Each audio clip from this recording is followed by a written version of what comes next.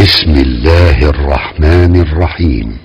خداوند عالم نے زمین و آسمان کو بنانے کے بعد فرشتوں سے فرمایا، میں چاہتا ہوں کہ زمین پر ایک اپنا جانشین بناؤں۔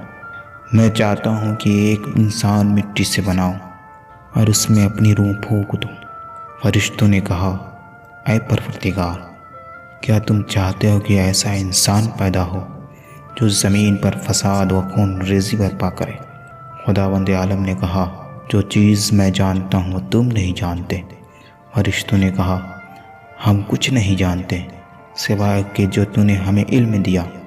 خداوند عالم نے آدم کو خلق کیا اور ہر چیز کا علم آدم کو دیا۔ پھر فرمایا، اے آدم، ان سب کو تمام چیزوں کے بارے میں بتاؤ۔ آدم نے تمام چیزوں سے باخبر کیا۔ آدم نے فرمایا، جو کچھ زمین و آسمان میں پوشیدہ ہے میں وہ تمام چیز کا علم رکھتا ہوں۔ میں وہ چیز جانتا ہوں کہ تم سب اس چیز سے آگاہ نہیں ہو۔ پھر خداوند عالم نے فرشتوں کو حکم دیا کہ آدم کا سجدہ کرو۔ سب فرشتوں نے آدم کا سجدہ کیا، لیکن ابلیس نے سجدہ نہیں کیا۔ خداوند عالم نے ابلیس سے پوچھا کہ کیا وجہ ہے، تو نے سجدہ کیوں نہیں کیا؟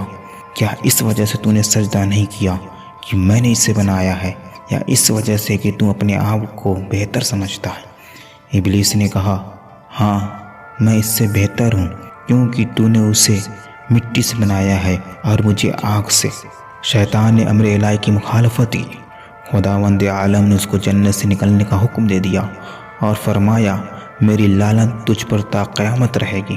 شیطان نے خداوند عالم سے مہلت مانگی، کہا، مجھے تا روز قیامت مہلت دے کہ میں تیرے بندے کو گناہ میں مبتلا کروں اور ان سب کو فریب دوں۔